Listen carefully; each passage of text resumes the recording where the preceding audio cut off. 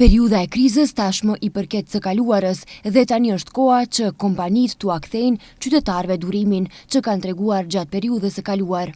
Kështu deklaroi kryeministri Mickoski, duke qortuar pronarët e marketeve për shkak të çmimeve të larta, veçanërisht të produkteve bazë ushqimore.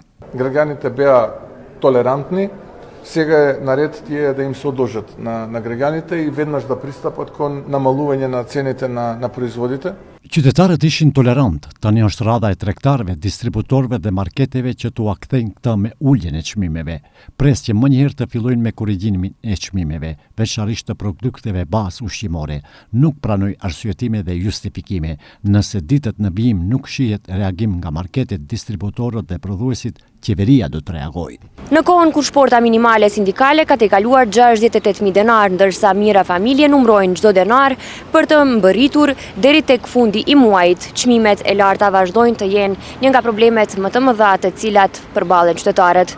Pikërisht në këtë realitet kryeministri ka drejtuar kritika ndaj pronarëve të marketeve, duke kërkuar uljen e çmimeve të produkteve bazë ushqimore. Mesazhi i tij është i qartë: koha e krizës ka kaluar dhe tani është momenti që barën e lehtësimit ta ndjejnë edhe qytetarët. Por për familjet që çdo ditë përballen me fatura, kredi, shportën e gjithnjë më të shtrenjtë, pyetja mbetet e njëjtë: a do të reflektohen këto thirrje tek arka e marketeve dhe buxheti i tyre familjar, apo do të mbeten vetëm premtime që nuk arrin të realizohen? Qytetarët e anketuar nga televizioni Koha thonë se ky paralajmërim i kryeministrit do të hasë në vesh të shurdhër. Ankohen për çmimet e larta dhe mungesën e mekanizmave që mbrojnë të drejtat e konsumatorëve. Ato janë vetëm fjalë, me vitit kështu thonë. Edhe thot në bazë derivateve, ama ato janë vetëm fjalë. Po si u duken juve çmimet? Nuk mundet kur këtone standardi këto i ushqimit për tablet, mosh më lirë në shtetet e jashtme të Evropën, Zvicër, se sa ato që unë kom familja gjë kom. 5 vajza, i kom unë 4 vajza që i kom edhe një gjatë. Ama ato çdo gjë në gjysëm, a ne këto difishe kemi më tepër më shtrejt.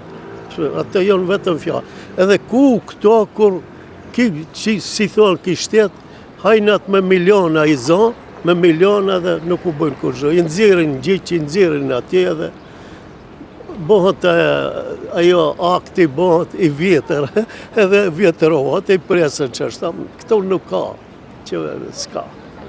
Edhe nuk prejtët për i ka qeveri, këto janë, si thonë, vetëm për atë populatën e vete, për shoqnin qëtën, për gjithësin nuk janë. Çmimet, pse i kanë bërë as dijet me erën barabar, nuk e di. Sot, shembëll, s'ka inspektor, s'ka polici. Sot ka fja 4 miliard, 5, nesër 7, e ne kafën. Janë grefshja kafën. Për më nuk e interesante 20 miliard. A më të kush që s'ka, duhet me kontrollau inspekcia këtë. Nuk kanë as higien, as komisie, unë nuk e di. Këta është e poshtërsajt. Kryeministri theksoi se qeveria disponon mekanizma për të ndërhyrë nëse nuk vjen deri tek ulja vullnetare e çmimeve dhe porositi se nuk do të pranoj arsyetime nga ana e tregtarëve.